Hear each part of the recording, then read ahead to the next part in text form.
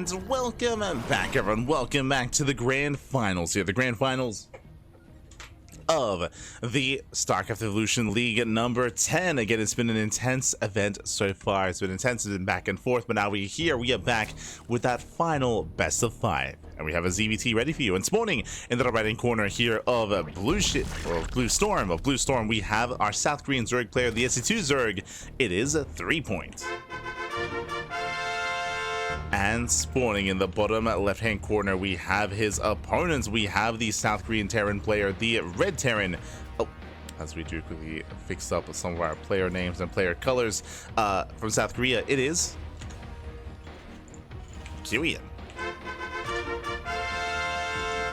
I have to set up 3-point as well. Oh, John. Aye. Bam, there we go. We have an initial matchup. We have our best of 5. And if you're in the chat, you know what time it is. It is Gamba time. Predictions are open. Place your bets on who you think will claim the series. Hold on, I have to fix up the predictions. My apologies.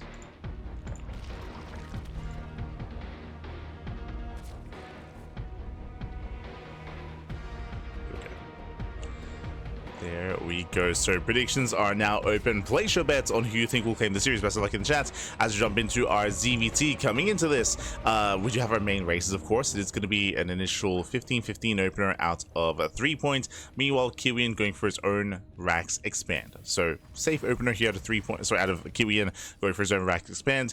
Again, a 3-point is known for being aggressive. 3-point is known for all-ins. So Kiwian, I'm sure, is fully aware of that. Kiwian has casted plenty of 3-point in the lead up to this, as well as Kiwian has been doing a lot of casting for StarCraft Evolution as of late. Alas, we do see 3-point, he does end up pulling away, transferring over, making it look like he's droning, he's doing anything but. He pulls out. Are we going for a Ling Flood?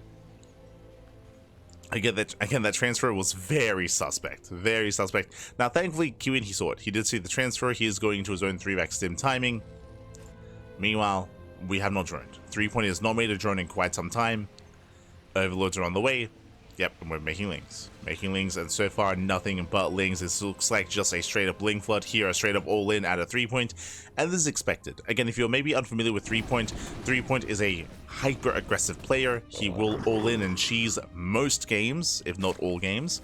I'm not saying he can't macro. He can. He actually has a pretty impressive macro, but he often doesn't. He often does go for all ins, roach all ins, Bane busts, Ling Floods, you name it.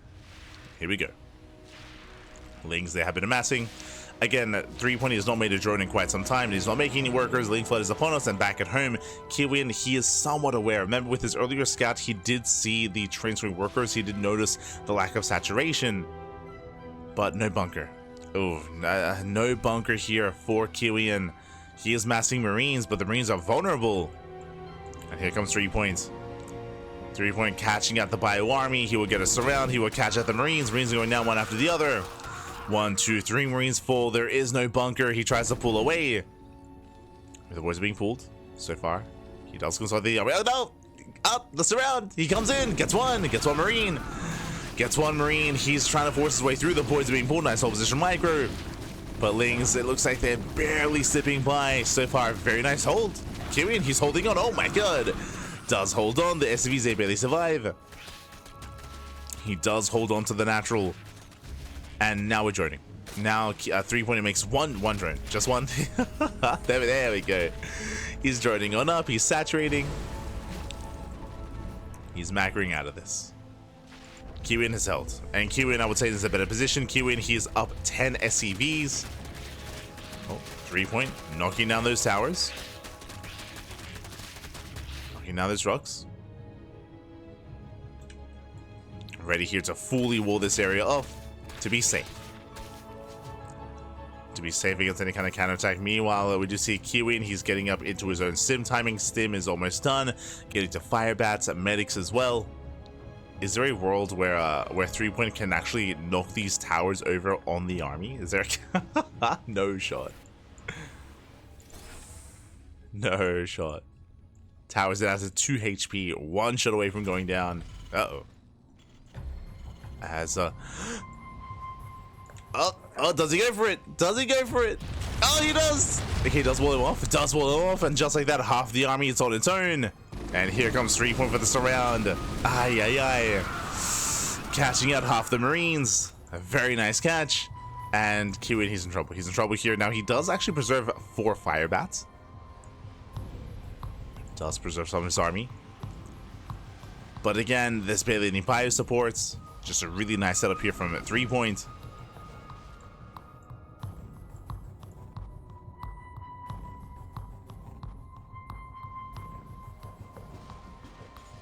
As he does go the long way around, he does bypass the main army. Kiwian out of position. Well, there are 5 bats, true. 5 bats to defend back at home. They do defend back at home. Still committing across the map. Back at home, there's 2 queens. There's 2 queens to defend. There's a scan. Roach production has begun. Sims in. Does sim past. Ooh, Lings are caught on the other side. And he wants those queens. He wants that expansion even. Yeah, the base goes down so quickly, so fast. Lings, they try to flood in, but the fire bats, they are positioned. They lock down those Lings. Getting on top of the roaches, and the base will fall. Massive pick off. The roaches, they will clean this up, but 3-point is down to 1 base. Down to 1 base saturation. Kiwian back at home. He has a greater economy. He's chilling, throwing down bunkers, setting up his own Sim City. He's got multiple layers of walls here. The rocks and the depot. Getting to siege mode, into bio tank. Kiwian, yeah, he checks. There is no third. There is no expansion. And Kiwian, he's in a better position here. He's looking to outscale his opponent.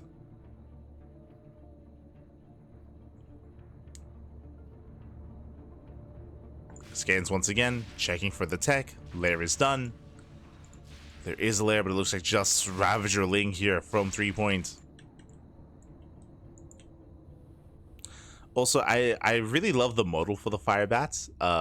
In the StarCraft 2 campaign, they just use Hellbats. Like, I mean, you just have like the Hellbat as a unit. But here we have like a Marine with like a massive like fuel tank on its back and everything. It's beautiful, beautiful. I appreciate it.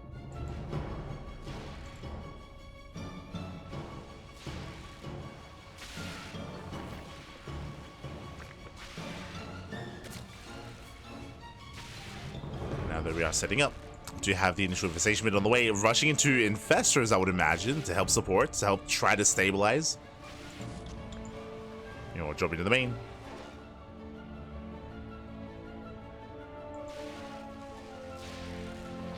Dropship into the main base. Rushing, no, sorry, my apologies. Rushing into Hive? Rushing into Viper Tech? Question mark? This should not be for Ultras. I mean, potentially. Scan reveals, yep, the Hive is on the way.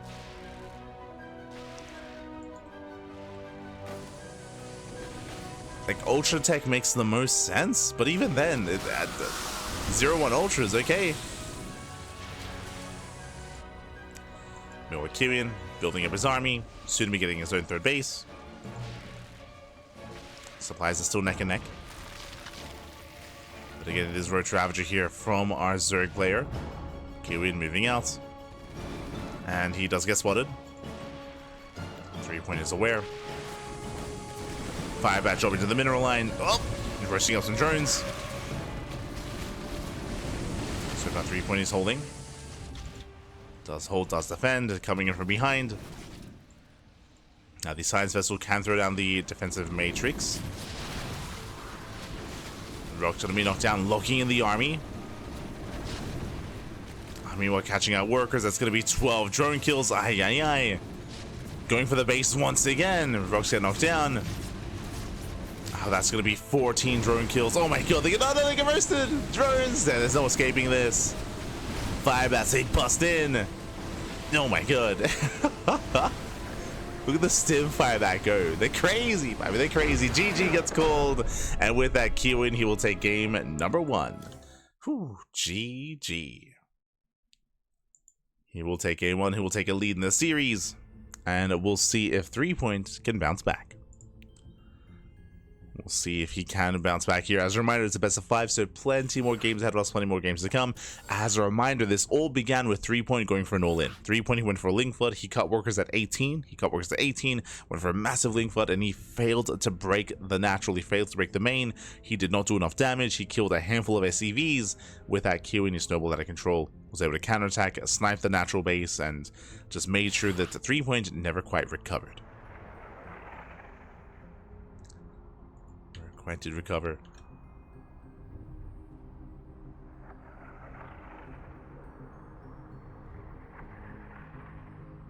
And with that, we're getting into game number 2. Going to be loading into Sylphid. Getting into that second game.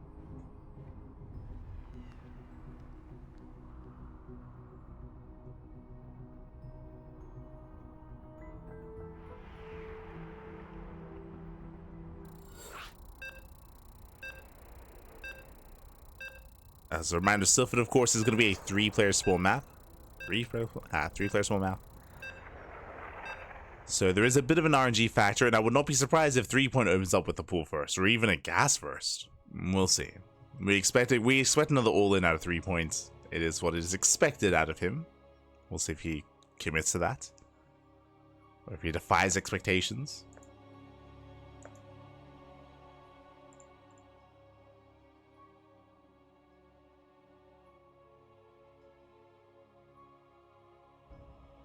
We are getting in. And spawning in the top side. And the top side here, God, they kept their positions. Let's go. In the top side here of Sylphid, we do have our Brood War Zerg player. We have the blue Zerg representing Team Hyper 1. It is threepoint. And spawning in the bottom right hand corner, we have the StarCraft 2 Terran player, the red Terran. It is Kiwian. Here we go. So again, threepoint after the initial loss. It is his race of choice here, his mode of choice, and he has chosen Brood War here, not SE2, and is going Hatch first. Okay, so Hatch first out of our Brood War Zerg player. Meanwhile, Kiwian calming things down, going for his own Rax first instead. So Rax into CC, playing it safe. And we'll see where this leads. So now we are just droning, we are just saturating. When it comes to aggressive builds that threepoint has available to him here, I'll be honest, when it comes to his all-ins, we do see it very often when it comes to whenever he plays StarCraft 2 Zerg. When it comes to Brood War Zerg, I want to believe that we can maybe get into a longer game state. I would love to see us get into 2, 3, 4 base saturation, getting into either muta play or into lurker tech as well, depending on what he's up against. There's potential here for threepoint. We'll see. I want to believe, Fabi. I want to believe.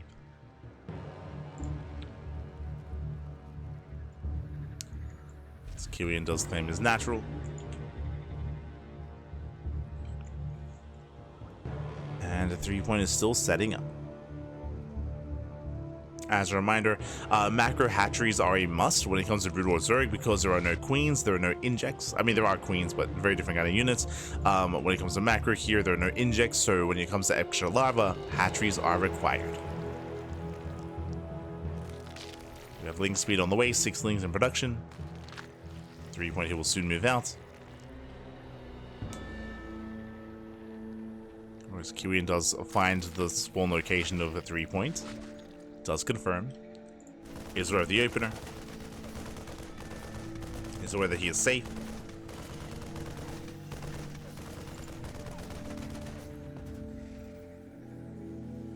This threepoint does position himself here outside of the bases. Takes his third. Rushing into a third expansion. From here, we'll see if we go for a lair first or a hydrogen first. We actually haven't seen any lurker tech yet. I mean, we haven't seen much Zerg player yet here. It's a nice broadcast. But we haven't seen any lurker play. We could get there.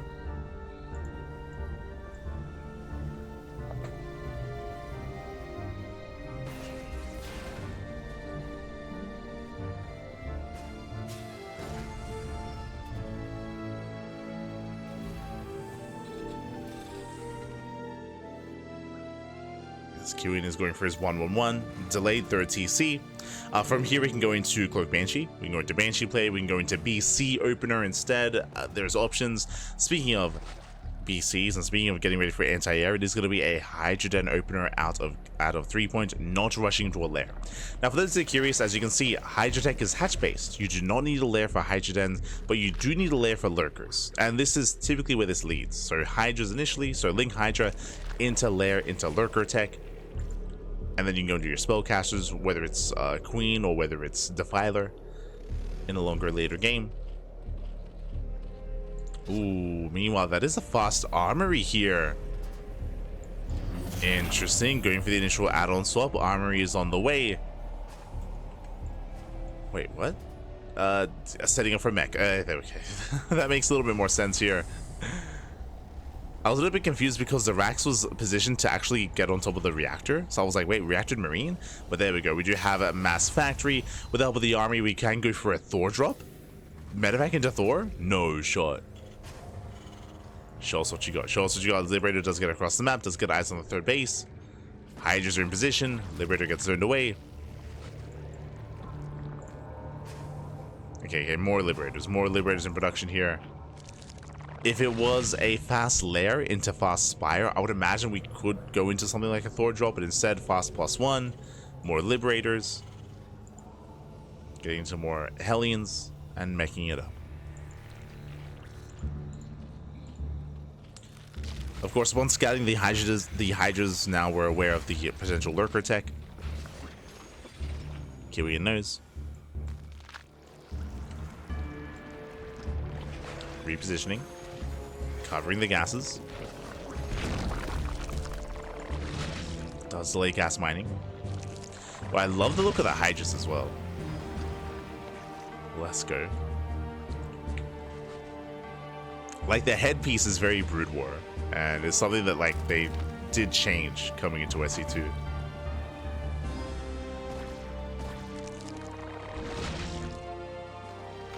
God, the nostalgia.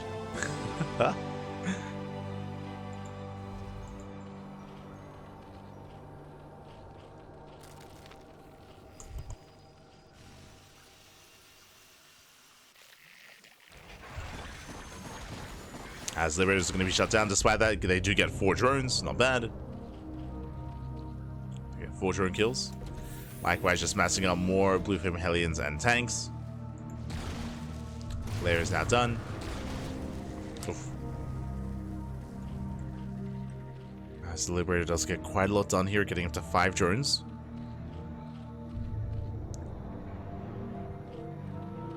Now, I assume this is going to be Hydra into Hydra Lurker, and we can still get there, but for now we do have Hydra Tech into what? Into a Queen's Nest. Now with the Queen's Nest, you do gain access to Hive Tech, to gain access to like the Defiler mount and Defiler Tech as well.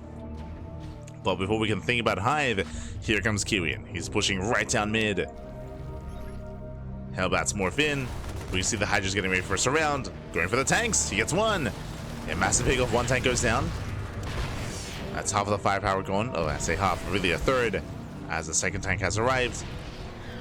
Dragging the Hydra within range. At the same time, catching reinforcements. That was what? That was another tank going down, so 2 tanks do fall. Very nice positioning here from 3-point. Kiwian rotating in. Takes down the colony. Lings, they try to collapse on top of the tanks, and they will get 1. Yeah, 1 tank goes down. Hydras are coming from behind. Second tank as well. And 3-point, he will swallow up this army. Takes out everything. The tanks, the Hellbats. Kiwian, he's in trouble. He doesn't really have much reinforcements. Again, he bled out 4 tanks in total. And here come the Hydras. Hydras, they're waddling in. Hive is on the way. Tanks, there's only 2. Doesn't matter. There's no support. And 3-point is done it. He's done it. He has broken the third base, and he has broken the Terran. Kiwian has nothing left. GG gets called, and 3-point will tie the series 1-1. We're going. Well, we have a back and forth. We have a back and forth. GG again. Kiwian here extended very hard when it came to his push. For him to lose 2 tanks early on was brutal. Again, those tanks are the backbone of his army. To lose them early on, he had no support. He had nothing to really sustain himself. Once he lost them, his army was just out in the open. It was exposed. GG. GG, well played. You got completely swallowed up, and with that, 3point does put a point on the board, and it comes down to Kiwian to pick his next race of choice. Do we switch to Brood War? Do we commit to SE2? It's going to be up to Kiwian here to decide. Buenos días, buenos días. Acres de Cruz. ¿Qué tal, qué tal? Buenos días. Good morning, good morning. Technically, I suppose it is morning. Here in Australia, it is almost 2 a.m. Almost 2 a.m. in the morning. It's getting quite late, actually. Getting a little bit fatigued. Of course, our next broadcast is going to be in 8 hours. In 8 hours from this message, we're going to be live with some more StarCraft Evolution with Kung Fu Cup. With StarCraft Evolution Kung Fu Cup instead. That is going to be in 8 hours. And then 8 hours after that, or I suppose, sorry, 10 hours after that, we're going to be live with the Sparkling Tunica.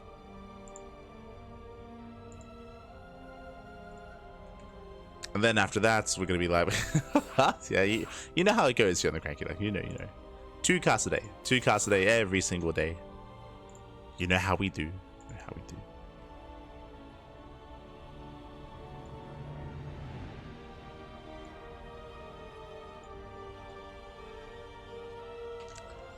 But here we go. We are setting up for our next map.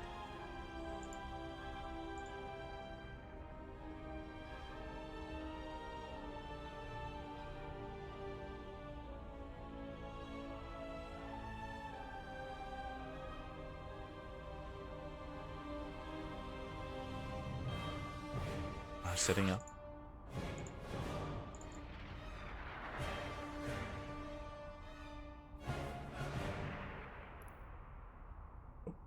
And looks like our next game is going to be on Holy World. Oh, for the first time today. Holy World has been very often vetoed in every other series so far. But it is going to be our next map of choice. It is into the 4-player spawn map. There's a lot to get into. Of course, Kiwian, he has chosen Brood War Terran. So he's going to be switching back to Brood War. That's what he does best. Let's go.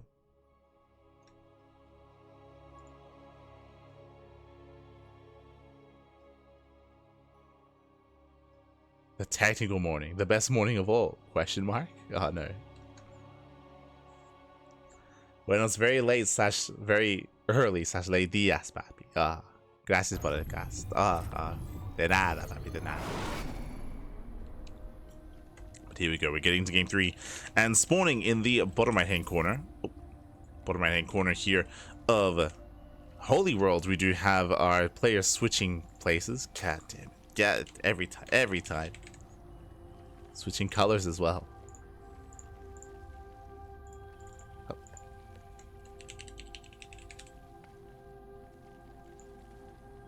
Beautiful. Okay, and spawning in the bottom hand corner, we have the South Korean Zerg player, the StarCraft 2 Zerg for Team Hyper 1. It is a 3-point. And spawning in the top right hand corner, we have the Brood War Terran player from South Korea. It is a Kiwian. Hatch first. We do have a hatch first opening here out of 3-point. Overlord will scout top right. Remember, this is a 4-player spawn map. You can spawn in top right, top left, or bottom left as well. So we do have different possible spawn locations here. And 3-point, he will gamble a little bit, and he will gamble correctly. He will find Kiwian. Meanwhile, Kiwian going CC first as well. CC first into the racks. Economic openers all around. Now, when it comes to this map, welcome one and all to Holy World. Holy World is an interesting one. We do have a low ground main. This is a rare sight. I can't remember the last time we saw this in StarCraft 2. But a low ground main base, you can see here covered by ramps. Because of this, the main base can actually be quite abusive here to the main when it comes to like tanks behind the mineral line, or even pushes towards the natural as well. Like the main base can be quite vulnerable at times. Meanwhile, we do have ramps coming into the natural, coming into the 3rd, and coming into the 4th base. Of course, you have to knock down these rocks to gain further access, otherwise you can go the long way around. But in general, you do have a 4-base setup here in your corner of the map, relatively secure. You can see the 4th base is exposed though to the elements, to the map itself, so you can try to abuse this mineral line. You can't abuse the gases. The gases are safe, but the mineral line is more exposed, as the SCV does confirm the location of 3-point. So Kiwian, he's aware, does find 3-point. Likewise, when it comes to the natural, it is on the same plane of elevation as the rest of the map, so you can be quite aggressive and quite assertive here. We have seen a lot of successful 2-base all-ins on Holy World. Speaking of, we have a safety spine crawler on the way, 3-point. He does not quite scout the build yet, but as we can see, 3x Stim. It's going to be 3x Stim here out of Kiwian. It is a very popular, very powerful build, or at least it was. Again, in the last like 2, 3, 4 patches, this build has been nerfed over time in different ways. Slowly does add up, and despite that, I mean, the build itself is still quite solid, don't get me wrong, but it is a little bit less effective here as it used to be. This used to straight up just end the game. But now I would say there's a higher chance that 3-point can survive and we can get into a longer game set instead. I would like to believe that. As 3-point, he does get the early spine to knock down the rocks. Okay, that I was not expecting. I saw the spine earlier and I thought it was just a blind like safety spine crawler just to survive early aggression, but no, we're killing the rocks. Okay, I see you. Likewise, more spine crawlers on the way. 3-point, he does see the bio, so he's aware of the initial Rax opener, and he's, I'm sure, just assuming there's going to be 3x Stim just because of how trendy and how popular this build is. Very popular. And sees all the Marines. Comsat station is done. The Overlord is going to get caught out. And a 3-point responds with just a wall of spine crawlers. Just a massive wall going into 2-base Muta. Lair is on the way. Evo Chamber for +1 melee. Okay, going for the Roach Warren. But still a very fast Lair here. This is what, a 340 Lair timing? Jesus. Very early on. And with his wall of spines, with Queen support, with Transfuse, he should be fine. He should be able to survive this. It's a very drastic response, but I mean, he should be fine. He should be able to hold on. Marines, they stim in. They do threaten the Overlord. They will not get a kill. They will not get the kill. I mean, hey, that's an answer. True. That is an answer here to the problem that is 3-rack Stim. Just a wall of spines and Transfuse. Let's go.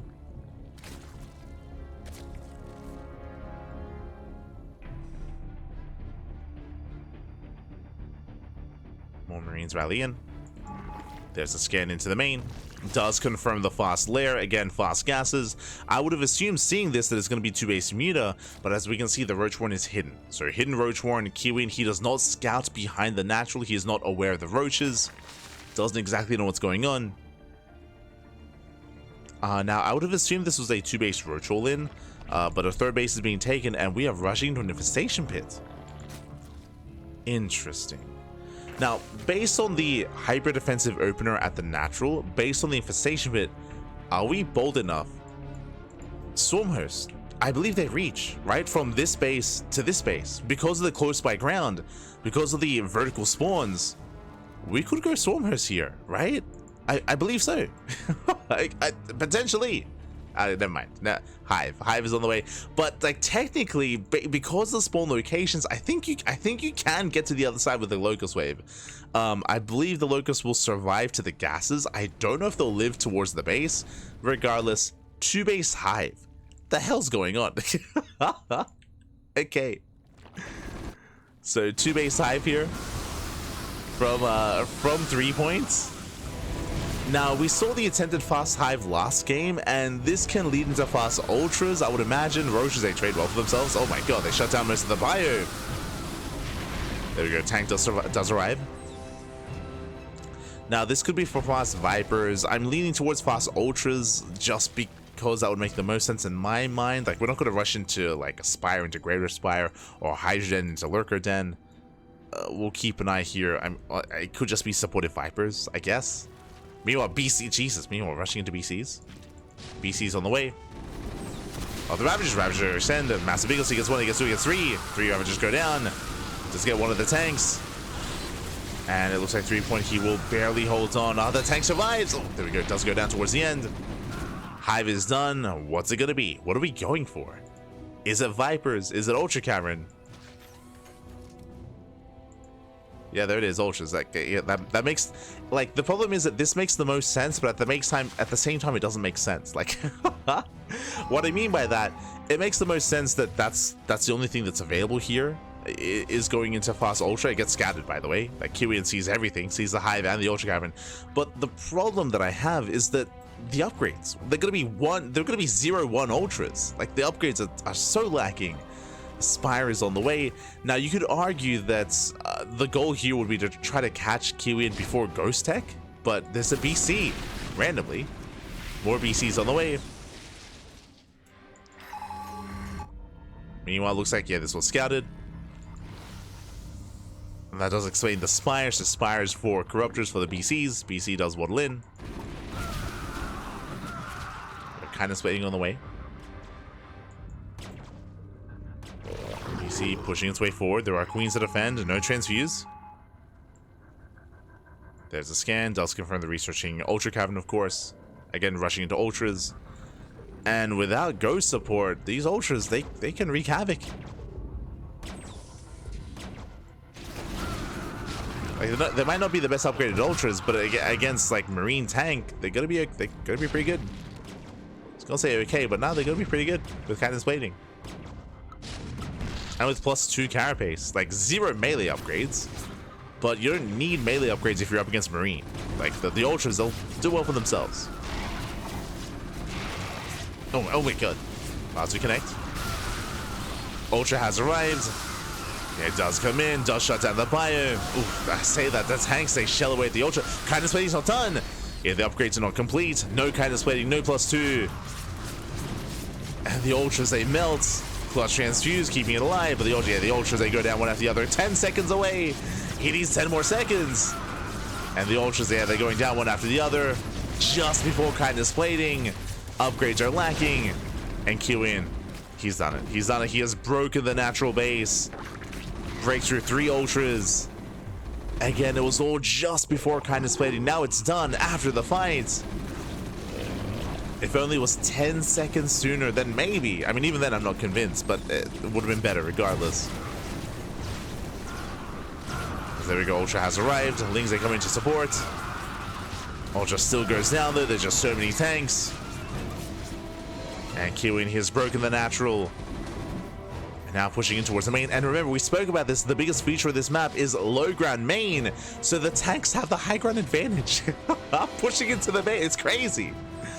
And remember, because it's StarCraft Evolution, there's mischance as well. So threepoint is going to have to try to push up a ramp to break out of his own main. And he also has a chance to miss with his range units, I should say. Ultra moves in. You have the medics holding the line. Ultra goes down. Yeah, and Kiwian, he's done it. He's done it. So you break the natural, you break the main. He has done it. So the first BC goes down. Kiwian rallying in. Does rally forward. Okay, there's 1 Ultra remaining. Let's go. Oh god, there's just so many tanks there. There's so many tanks. The Ultra goes down. Picks up whatever he can. Behind this, I mean, true, there is the 3rd base and I guess the 4th base as well. Like, threepoint, he has an economy. But now his main base under fire. Now his tech is under threat.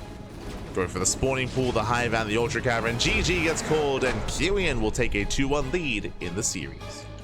GG. Whew. GG, well played. Kiwian does take a lead in the series, and we'll see if threepoint can recover and bounce back. Let's go. Let us go. Just catching up with the chat. SG Watcher here. Can the chat simply explain to me how different the maps are? I see tons of different maps, and I'm wondering how much do they affect the matchup between both players. Before catching up on what the chat said, but the maps, they do typically dictate certain builds and certain playstyles. It's a little bit more extreme in StarCraft Evolution because there's so much more variety in StarCraft Evolution. But in StarCraft 2, likewise, there are definitely maps that favor defensive play. There are maps that favor aggression. There are maps that favor rushes. There are maps that favor more turtle styles as well. And this does typically, not always, but like maybe 80% of the time, impact the build and the play style that players go for. You know, we speak about this all the time, but for example, in the current SC2 ladder map pool, maps like Neon Violet Square, King's Cove, and Abyssal Reef, those 3 maps, they do heavily favor more turtle style and more turtle play, more defensive play early on to be able to get into a longer game state. Smaller maps like Arrowhome, like Whispers of Gold, they do favor more aggressive play and more rushes. El Dorado, depending on how you expand, that will impact how aggressive you're going to be as well. If they expand towards each other, then hyper aggression on El Dorado. So the maps that you usually do dictates like certain preferred playstyles because they favor certain playstyles, I should say.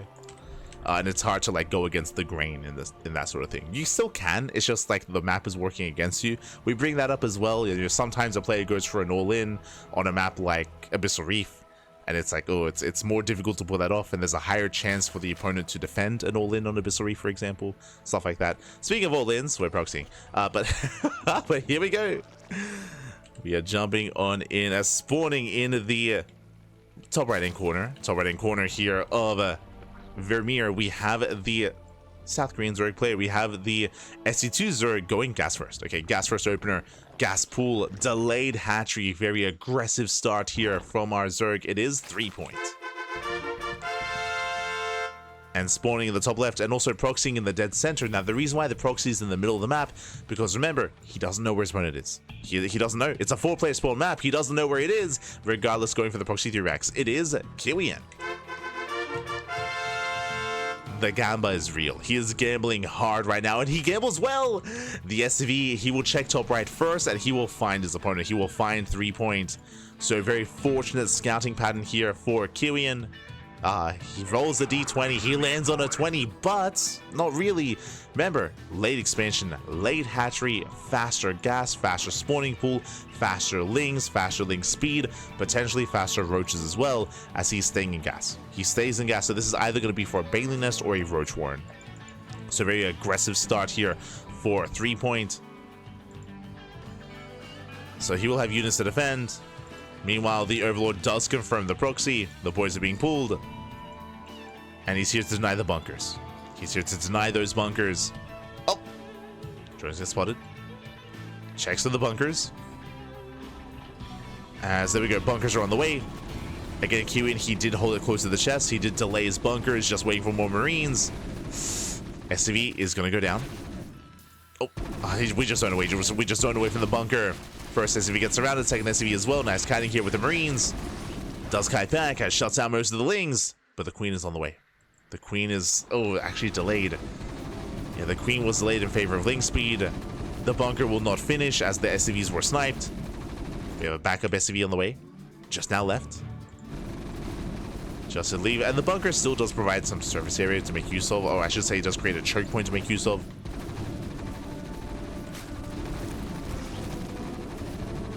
As Kiwian, he will focus on the expansion. Likewise, Lings, they come in for the surround. Ling speed kicks in, but there are just so many Marines that start stepping is too good. And 3-point, he's being shut down. 3-point, he's going to lose every single Ling here. Yeah, the Lings do fall. The SCV has arrived. This hatchery is no longer for this world. It's so close to falling. Down to 34. Do you always going to live? No shot. It's going to live. It's surviving. There's a cancel. There's that Bailey Nest. I mean, we saw what's being done with the gas. And the boys are being pulled. He commits to the all-in. Bailey Nest, it's not going to come into play. It's not going to come into play. It's just too late. And remember, it's not about killing the base. The base, I mean, it's already gone at this point. It's about defending the main. Defend the main base. Spine crawlers on the way. Kiwian, he moves in. He commits. He will kill the expansion. And he doesn't lose anything to the Broodlings. Pushing up the ramp. Spine crawler always cancelled. Banelings, they're gonna finish. The Banelings is gonna finish up. Can he morph in the Banelings in time? Can he morph them in? Comes in for the surround. Marines, they do kite back. SCVs, they do tank decently well, but there may be too many Lings here. Again, we're running out of Marines. We get a full surround and 3-point holds. 3-point he holds. GG gets called. He surrounds the Marines and 3-point. He will survive. We're going to the ace match. Whew, GG. We are going to the ace match here, going all the way to game 5. Again, Kiwian, he did overextend going into the mineral land. He got surrounded by the drones, got fully surrounded. Likewise was shut down. And again, it was also very fortunate that, remember, 3-point, he did go for a late expansion, which means faster queens, faster Lings, and faster Ling speed as well. So he went for I would not say a safe opener, I would say aggressive. He went for an aggressive build himself, so both players going for aggression, but in the end, one player was all in, the other wasn't, and alas, the defender was favored in that kind of scenario. GG. GG well played. At 3-point, he was favored to defend. He does hold, he does survive, and now we're getting into the ace match. Let's go. Just catching up. Map size can affect proximity of bases, speed of attacks, position of attacks, relative to terrain, etc. Yep, true. 100%. 100%.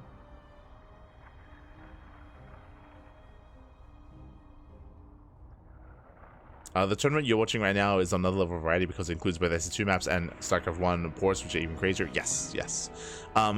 The difference between Brood War maps and SC2 maps is that for Brood War, there's a couple of things to bear in mind. If you remember, Brood War has not received a patch in a very long time, but it's still very competitive, and the reason for this are the maps. There's less limitations and less restrictions on the map pool in Brood War, partially because it is all balanced by maps. There straight up are maps that are more favored towards certain matchups than others, towards like Terran and TVP or Zerg and ZVP, vice versa, island maps as well. I would say that that's one of the reasons why there are less restrictions, because the maps have to accomplish a lot more. They have to do a lot more heavy lifting when it comes to balancing the game itself. But on top of that, like it's also, I would say, like a really fun aspect of it when it comes to the entertainment value as well. Like it's great to see, you know, more island maps, for example, or pseudo island maps, or even Holy World where you have the low ground main. Is crazy to think of.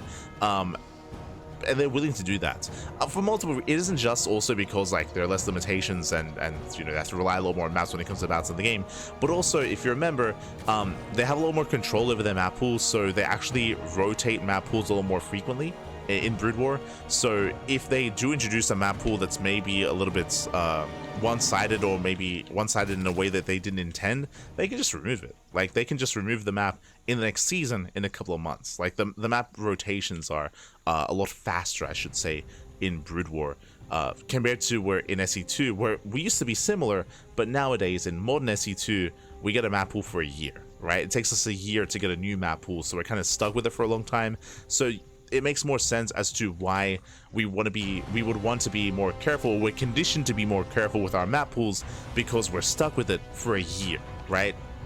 If we weren't, I guarantee you that maps would be a little bit more chaotic, or there'd be less restrictions and less limitations on maps if we could more freely shift them around and mix and match them and have fresher rotations.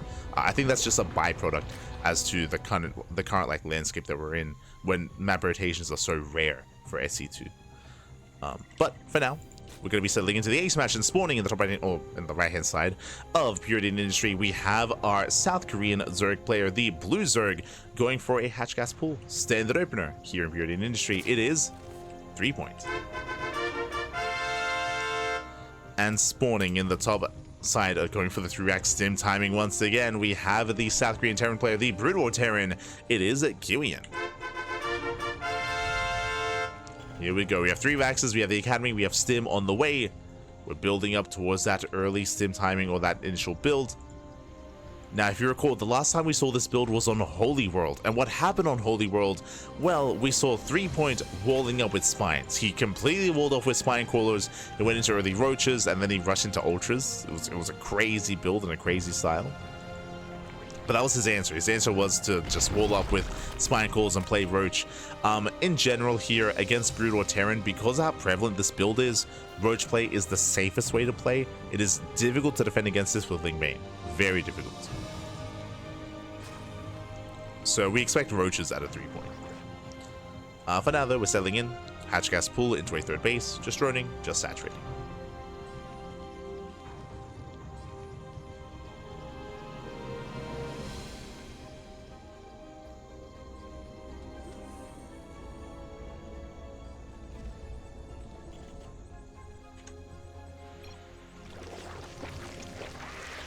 Oh, okay.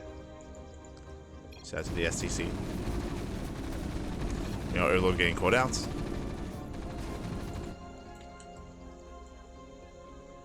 Oh, apparently they changed the watchtower placement in this version of the map. Okay. Interesting. As I did mention that we expected Roach play, it is going to be Ling Bane out of 3-point. Bold move. We'll see if we can pull this off. As again, the initial 5-bat push with medics is on the horizon here. Again, this stim and timing can hit like a truck. Can hit quite hard.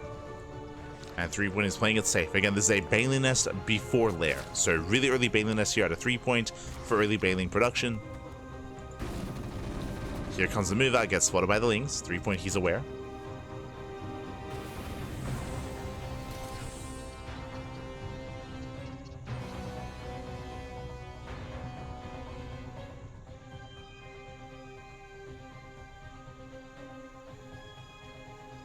Here we go. He is pushing. Meanwhile, Banelings are morphing in. Going to be 6 Banelings to defend. 6 Banelings alongside 4 Queens, alongside some Ling support. I believe 3-point should be okay here. He should be okay. Army stims in. Takes out 1 Queen. Just the one. 1 Queen goes down. Behind this Kiwian, he is transitioning out of this, going for his own factory. Banelings waddling in. 3 points. Yeah, Kiwian, he wasn't quite looking, wasn't quite paying attention. Nice kiting here, but the Marines are going to be surrounded. Oh, we have reinforcements on the way. Oh my god, the fireback gets a lot of shots off. Jesus, cleans up most of the Lings. Kiwian, he trades well. He does retreat back home, and we can now embrace a longer game state. Likewise, 3-point cannot drone up himself, and is now going into Roaches. We expected Roaches initially, but it's going to be Ling Bane into Roach, not Roach into Ling Bane. So building up into Roaches. Likewise, saturating his bases.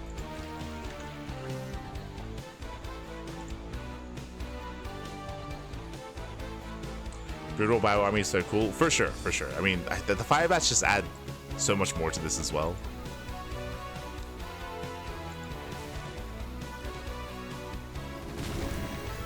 It's a very different dynamic that they bring compared to Hellbats. Just because, of course, Firebats, they can also stim, right? They also benefit from the stim upgrades. I should say they benefit from bio upgrades, period.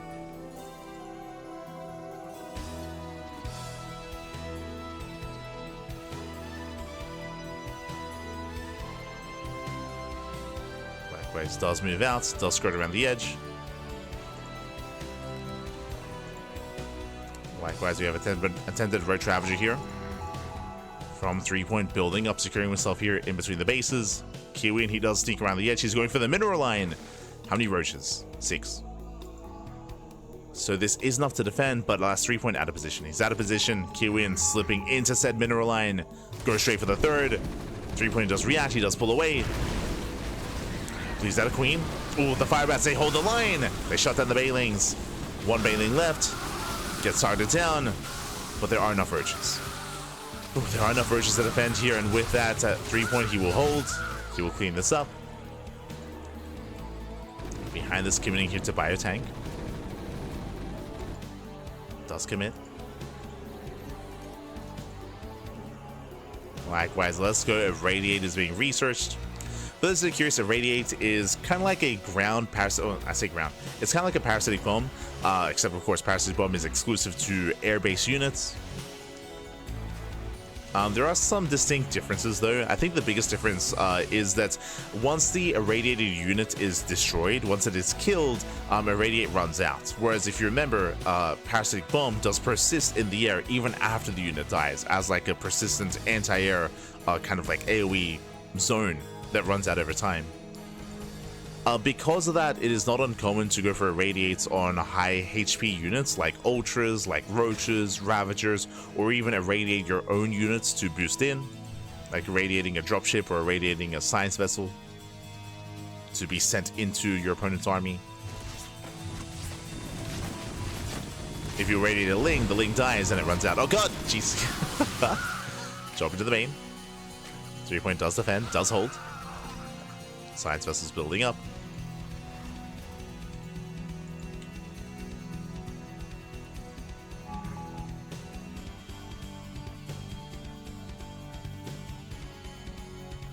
Ahí está. Firebats are lit. I see what you did there. God damn it. God damn it. Here we go. 3-point building up his Roach Ravager. He's going to be moving on in. We do have a tank line behind this. Alas, no high ground advantage. The low ground base here is exposed. Bunker goes down. Irradiate on the Ravager. Not bad. But does pull away in time. Yeah, splits off the irradiated Ravager. Tank's going to be going down. He gets one. Takes out one tank. Boys are being pulled.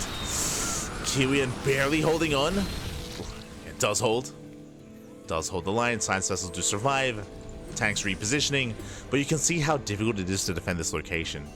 Like, as opposed to some of the more other standardized third bases, there's no high ground advantage. It's out in the open. Massive choke point or massive entry point here on the right and left hand side. You're vulnerable to a surround. Kiwian now taking his fourth. It was a tough hold, but Kiwian, he does hold. Behind this 3-point, he backs off. He's on almost 4 base saturation. He's getting there. Building up towards his hive. Science vessel's going for the irradiate. I'm still not too fond of this, but he does irradiate ahead of time instead of during the main fight. Gets some damage done on these roaches. It's a very Kiwian thing to do. Very Kiwian. I'm always reminded, I think it was like 1 or 2 SELs ago it got him killed. Because it meant that he had no irradiate for the main fight. Meanwhile, ooh, dropship goes down. 3-point does go for counterattack. No tanks in position. Yeah, bunker will fall. Kiwian, he has to respond. He has to react to this. Leading out 2 SCVs, but he does hold the line, has to reposition those tanks.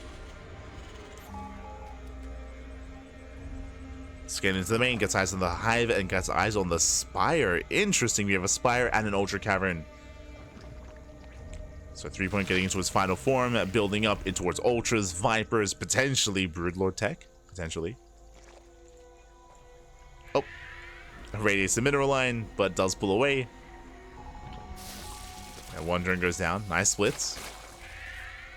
But again, as you can see, like once the unit dies, then the radiate runs out. Does not press. Oh god, no! As Kiwian not paying attention, massive Bailey connections. Yeah, late reaction from Kiwian. He does race on over. Does race over. We'll clean this up.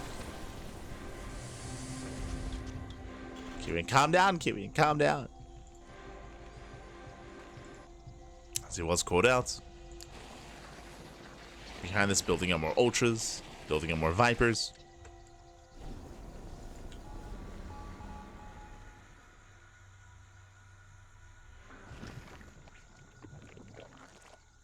As he moves out, Lings, they move in once again. Catching up more Marines. Kiwian does commit. Does commit in. Yeah, he just abandons the base. He's just going for it. He's going for the kill. Now, how many Vipers are there? 2. 2 Vipers currently building up. They have full energy. They can abduct. They can blinding cloud.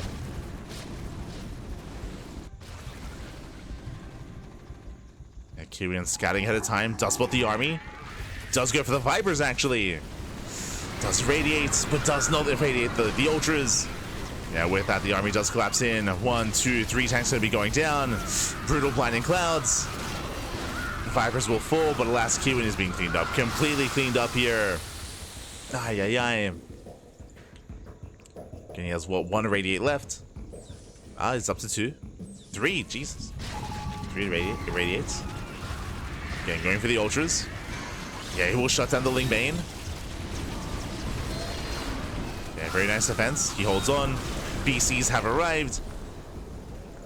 Getting to double BC production. Kiwian, he holds, he defends. Still has currently 1 irradiate with these science vessels. Likewise, Crother production has begun.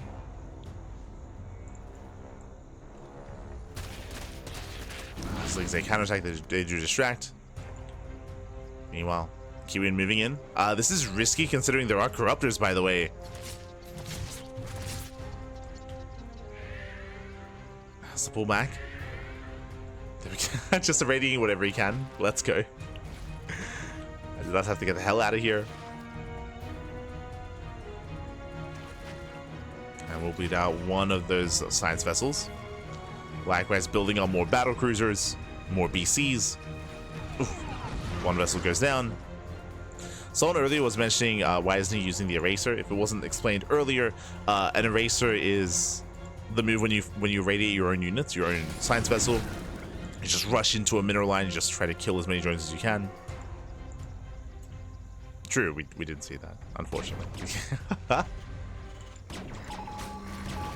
Would have been a good memory for it earlier in the game. Now corruptors are shut down. Oh, we're pewing away. Pew. Not bad. It's nice of Ace. Does like the expansion behind this, switching into mech, going into ion thrusters, into vulture production. So we do see initially bio into mech. Radiate here on the ultras. Thankfully, Lings, they do pull away. Most of them, I should say.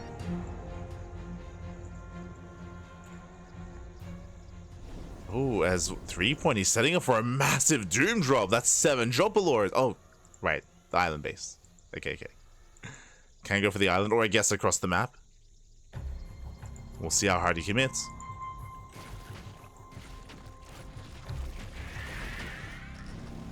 Another set of irradiates. Catching out the corruptors. 3-point having a hard time splitting. As Kiwian does move in.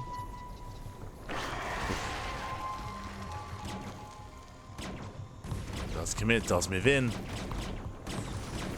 Likewise, he's on how many? He's on 4 BCs. 45 Marines. We're going for a massive ultra drop, but through the slow zones? By the time he gets across the map, he's gonna be dead. What's the plan here? Come back! Oh my god! It's just dead supply. I don't think we thought this through. I don't. God damn it! He's like, it's okay. I'll get across the map in 10 years. It'll be fine. He's crazy. It's like, oh yeah, there are slow zones. Oh yeah, we probably shouldn't do that. God damn. Ay.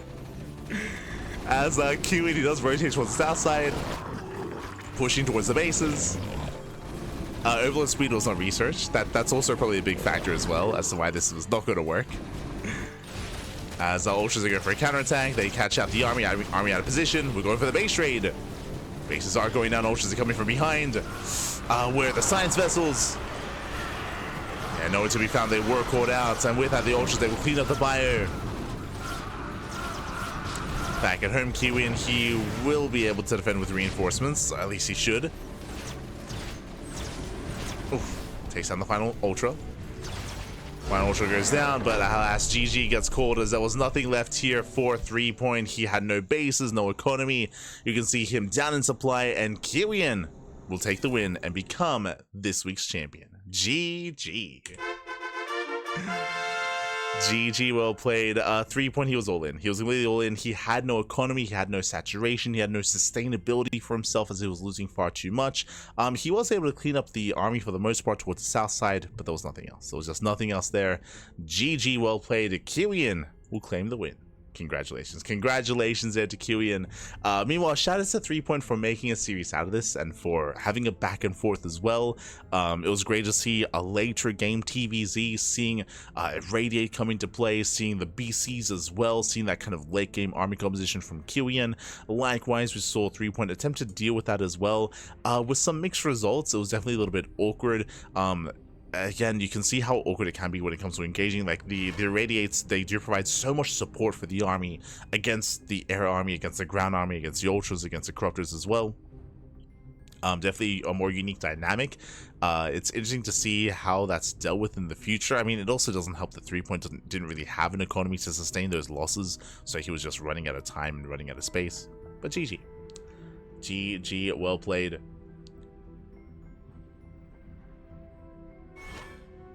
Catching up. That's apply for 10 minutes. Yeah, that's again, unfortunately there was no overlord speed. There was no pneumatized carapace, so yeah, that's also why the drop lords were not gaining any ground through the slow zones.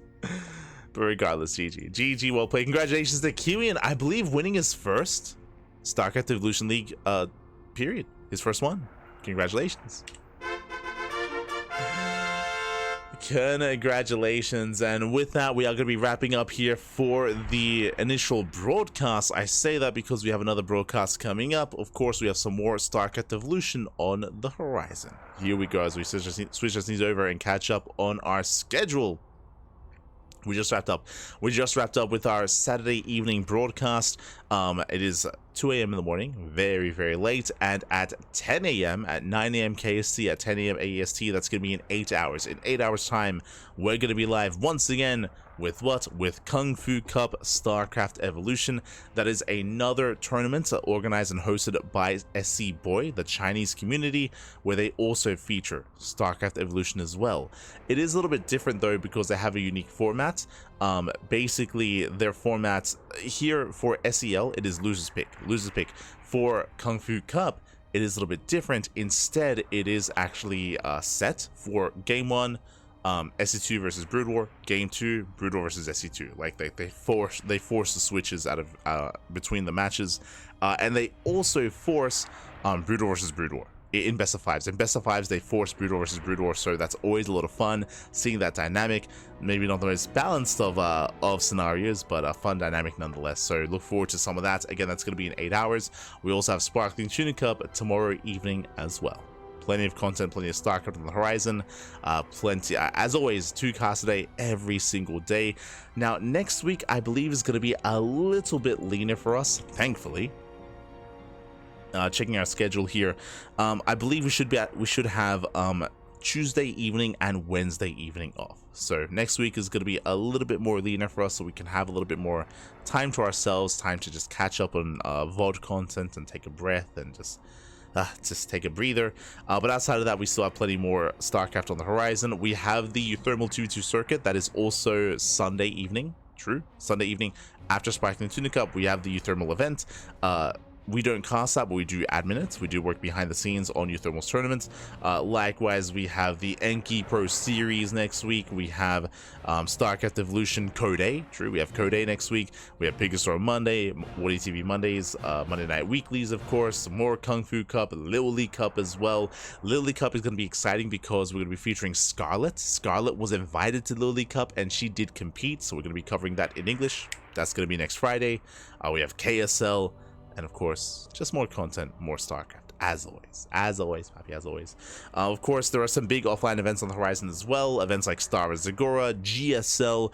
Wow, we also have to schedule that. True, we have to schedule the GSL replay cast. We have to cover the qualifiers for GSL. That's we don't have room this week, so maybe next week. Maybe next week we can. I'm looking at our schedule. We should be okay, yeah.